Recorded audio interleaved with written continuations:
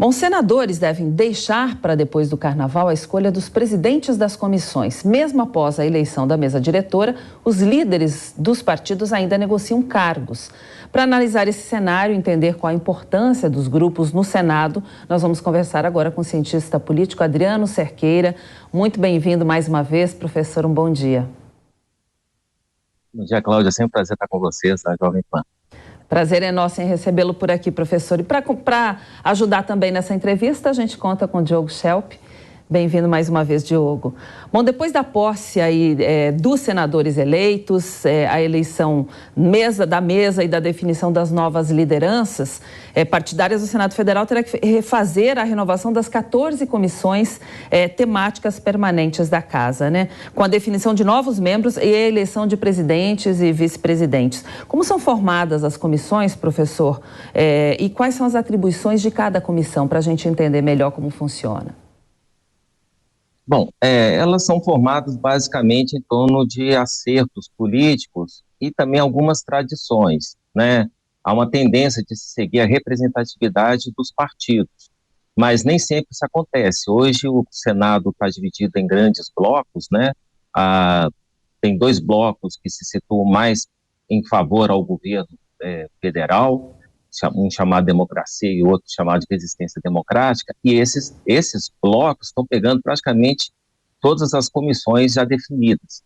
E tem um bloco da oposição, que também tem peso, né, mas é o terceiro em termos de composição, e o PL, apesar de ser o segundo partido com maior número de senadores, até o momento não ganhou nenhum tipo de comissão. As comissões são importantes porque elas preparam, em tese, a pauta de votações no Senado. Eles elaboram os projetos, discutem a sua constitucionalidade, a sua área de interesse, são várias áreas de atuação.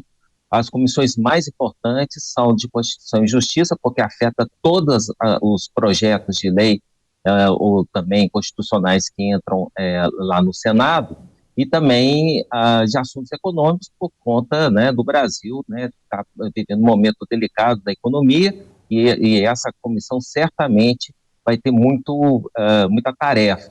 Até o momento, pelas indicações, essas duas comissões que são as mais importantes na minha avaliação, não têm a presidência do PT. São, respectivamente, do União Brasil e do PSD. A pergunta do Diogo Schelp. Adriano, bom dia. Justamente em relação à CCJ, né, a Comissão de Constituição e Justiça, a perspectiva, a possibilidade de que Davi Alcolumbre mais uma vez permaneça na presidência dessa comissão, que é a mais importante do Senado, como que o senhor vê isso? Porque critica-se muito a atuação de Alcolumbre, né, afirma-se, por exemplo, que no ano passado ele fez apenas 11 reuniões para votar projetos ou para fazer indicações de autoridades. Houve uma queda, digamos, de produtividade na CCJ na gestão dele. Como que o senhor vê essa possibilidade que ele continue nessa função? Bom dia, Diego Schelp. É sempre um prazer. Pois para mim é emblemático um senador que teve uma atuação tão, assim, criticada, né, que é o Davi Alcolumbre, assumir essa comissão que é extremamente importante, mostra exatamente as dificuldades que, no caso, o governo federal, né, através principalmente do PT, vão ter em relação a essa agenda. Não é pela sua atuação pregressa, um senador, digamos assim, muito confiável em termos de comportamento, né, já que ele travou muitas votações, mas pela natureza, né, da costura política que foi feita, esses dois grandes blocos que estão dando apoio ao governo federal são multipartidários, né? O bloco do qual participa o Alcolumbre tem, se eu não me falha a memória, 7 partidos, e partidos não têm uma aliança, um alinhamento ideológico claro. Então, o Alcolumbre, ele certamente negociou, né, essa posição junto aos cargos e ocupou essa comissão, apesar de uma atuação muito criticável. Portanto, é um problema em termos assim, de previsibilidade de como vai ser a atuação dessa comissão. Professor, de que forma acontece a distribuição das presidências de comissões e também quais são as mais importantes aí? Uma delas, a principal, talvez seja a CCJ, que é a Comissão de Constituição e Justiça, né? A presidência é definida sempre através de acordos políticos, né? Tem algumas tradições que tendem a ser seguidas, Mas no que prevalece no Senado sempre é o entendimento do acordo político. Parece que só uma chapa foi constituída para a formação dessas comissões. E a eleição do Rodrigo Pacheco, no caso a reeleição, não esteve diretamente vinculada com essa composição. Mas, de qualquer modo, já foi montado um grande bloco majoritário de senadores a preencher esses cargos. Os mais importantes, sem dúvida nenhuma, é a Comissão de Constituição e Justiça e também a de Assuntos Econômicos, ainda mais com esse embate, né, que está havendo do presidente da República com a autonomia do Banco Central, né, através do presidente Campos Neto.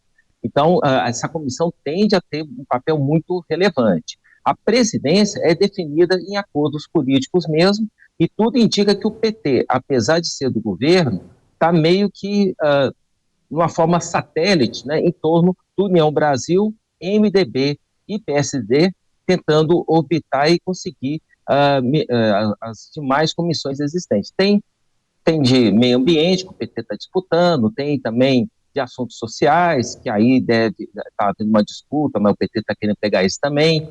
Tem as relações exteriores e defesa nacional, que parece que vai ficar com o MDB, e o Renan Calheiros deve ser o presidente dela. Então, as comissões mais relevantes para o momento político brasileiro, sem dúvida nenhuma, são essas que eu destaquei. Diogo? Adriano, nesse caso, né, diante desse cenário de que o PT possa vir ter apenas a presidência de comissões menos importantes, o que isso representa na prática para o governo? Uma dificuldade, possivelmente, de conseguir levar alguns projetos à votação no plenário? Provavelmente sim, né? Lembrando que tanto o Senado quanto a Câmara dos Deputados, ela não está muito favorável ao PT. O PT ele vai ter que batalhar os seus pontos-chave. Inclusive, na reportagem anterior foi falado, né, de uma certa paralisia da parte dos ministros de Estado com relação à atuação junto ao Congresso Nacional. Sem dúvida nenhuma, isso tem a ver não apenas com ainda vamos viver o Carnaval, mas também eles estão tentando entender melhor que solo que eles vão pisar. E, sem dúvida nenhuma, a definição do Senado, em termos dessas comissões, vai meio que abrir o horizonte, nem que seja pequeno, para atuação. Mas, com certeza, o PT vai ter muitas dificuldades em pôr a sua agenda, os seus interesses no Congresso Nacional. Vai depender de muita atuação de bastidores e capacidade de convencimento. E não basta apenas ficar distribuindo ministérios, né? Cada votação vai ser negociada ponto a ponto.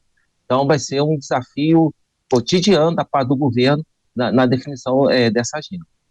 Professor, há um movimento aí que se fortalece para ver mais mulheres nos comandos das comissões permanentes. Isso deve acontecer dessa vez ou não? Acredito que sim, não que vai, de novo, não vão ser as comissões mais relevantes e importantes, mas o governo federal, ele tem uma maior sensibilidade para essa questão, gosta de mostrar avanços simbólicos nesse sentido. A base também que apoia o governo, ela tende a ser mais aberta a esse tipo de demanda, então acredito que talvez algumas comissões possam abrigar mulheres, né, na sua presidência, mas de qualquer modo são comissões que não têm tanta relevância assim em termos de definição da agenda legislativa. A gente já volta com a entrevista, vamos ver uma reportagem agora de Brasília sobre a PEC da segunda instância, que deve retornar às discussões do Congresso Nacional. De Brasília, a repórter Paula Lobão tem mais informações. A mesa diretora da Câmara dos Deputados deve voltar a discutir a PEC da segunda instância. Pelo menos é o que busca o autor da proposta de emenda à Constituição, o deputado federal Alex Manente, do Cidadania de São Paulo. O texto tramita desde 2019 na casa, mas sempre enfrentou resistências e nunca chegou a ser debatido em plenário. Segundo o deputado, os brasileiros querem celeridade no cumprimento das penas. A emenda constitucional que nós apresentamos, a 199 de 2019, ela prevê que todo o trânsito em julgado de todas as esferas do direito seja na segunda instância, até porque a segunda instância é a última instância que verifica fato e mérito, permitindo apenas ações revisionais para as instâncias superiores. Consequentemente, faremos do Supremo Tribunal Federal a Suprema Corte, como é no mundo. O Brasil é o único país que tem 4 instâncias para julgar o trânsito em julgado. Creio que isso dará celeridade. Nós combateremos uma pequena casta da sociedade que consegue chegar até o Supremo Tribunal Federal, porque requer estrutura financeira para isso, e naturalmente a grande maioria da sociedade fica parada na primeira ou segunda instância. O que nós queremos é que a justiça seja igual para todos, tanto no ponto de vista criminal, onde apenas 3% leva seus processos até o Supremo e posterga o início do cumprimento de pena, assim como no âmbito previdenciário, no âmbito civil, em todas as esferas do direito. E é essa a nossa pretensão, que tenhamos uma justiça mais eficiente e célere no país. Na semana passada, o deputado Deltan Dallagnol, ex-procurador da República, pediu a retomada da discussão. Já o senador Sérgio Moro, do União Brasil pelo Paraná, disse que quer desarquivar o projeto de lei sobre a prisão em segunda instância na casa. O ex-juiz da Lava Jato está reunindo as 27 assinaturas necessárias para desengavetar a iniciativa, considerada por ele fundamental para o combate à impunidade. Alex Manente acredita que o ideal é investir na PEC e não no projeto defendido por Moro. O deputado propõe ainda um debate com toda a sociedade para modificar o entendimento do STF, que em 2019 proibiu a prisão de condenados em segunda instância. A decisão beneficiou o então ex-presidente Lula, que acabou solto após ser condenado e preso por corrupção, o que também foi anulado pelo Supremo.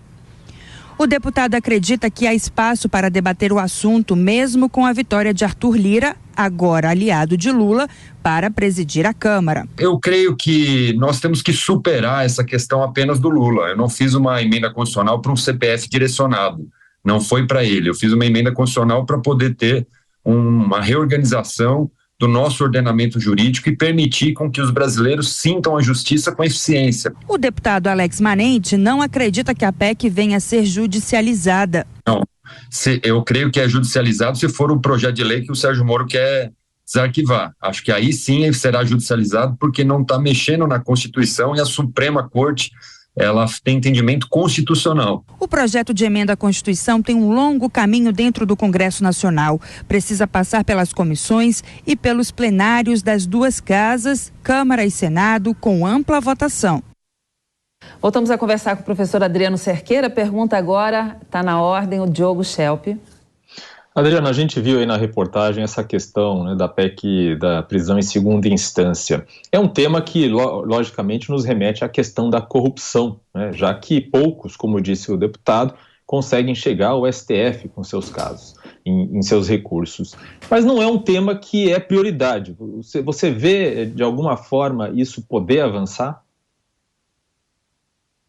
Pois é, Diogo, o que acontece é que a gente vai ver muito essa desarmonia de agenda envolvendo o governo federal e uma parte significativa do Congresso Nacional.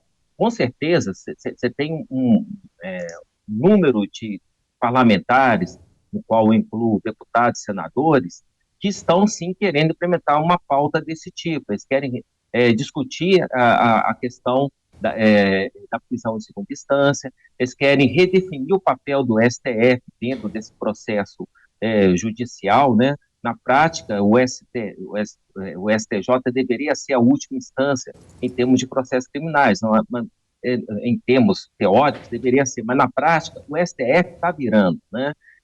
Então, com certeza, esse movimento é antigo e essa parte da casa vai querer implementar. Para o governo federal, esse assunto não interessa, tem outras prioridades. Por isso que, na definição das comissões e também o próprio estilo de presidência, tanto na Câmara dos Deputados quanto no Senado, vai ser decisivo para ver se vai acontecer o que na ciência política a gente chama de uma paralisia legislativa, uma dificuldade da Casa definir temas e avançar na votação, ou se vai acontecer uma pauta minimamente consertada para poder ter, de fato, uma produção legislativa mais aceitável. Professor, o PL, o partido do ex-presidente Jair Bolsonaro, é o segundo maior do Senado, né? Integrantes da sigla defendem o respeito à proporcionalidade para a distribuição dessas comissões. E o critério não foi adotado na distribuição de cargos da mesa e o PL ficou sem representante. Como deve ficar essa situação? No limite, se não houver possibilidade do PL ter algum tipo de comissão, alguma presidência que seja, eles podem até querer recorrer ao STF, né, alegando descumprimento de algum rito necessário, um regimento previsto na casa. Mas, na prática, o que vai prevalecer é o entendimento político. Aparentemente, o presidente, Rodrigo Pacheco, ele tenta contornar essas arestas e ficar bem com todo mundo. Acredito que algum tipo de comissão, de presidente de comissão, talvez menos relevante, seja concedido ao PL, mas com certeza a atuação da oposição vai estar extremamente vigiada enquanto esses dois blocos que estão dando apoio ao governo, que são de muitos partidos, conseguirem se manter unidos, o que eu acho que vai exigir muita energia e muito desgaste da parte do governo e dos próprios parlamentares. Então, esse ano vai ser muito importante para ver como vai ser a condução dos projetos lá no Senado, se vai ser definido por uma certa paralisia ou se vai haver algum tipo, né, de ação mais dinâmica. E aí, provavelmente, esses blocos podem entrar em processo até mesmo de disrupção, porque são muitos partidos a serem abrigados e são temas, como a gente está vendo, que tendem a dividir a casa, né, por serem polêmicos. Por isso que a definição da agenda vai ser fundamental em termos de um trabalho mais harmônico envolvendo o governo federal e Congresso Nacional. Muito bem, professor Adriano Cerqueira, professor e cientista político, obrigada pela sua entrevista mais uma vez. Um bom dia, uma ótima semana. Eu que agradeço, bom dia a você, para todo mundo, ótimo segunda-feira. Obrigada.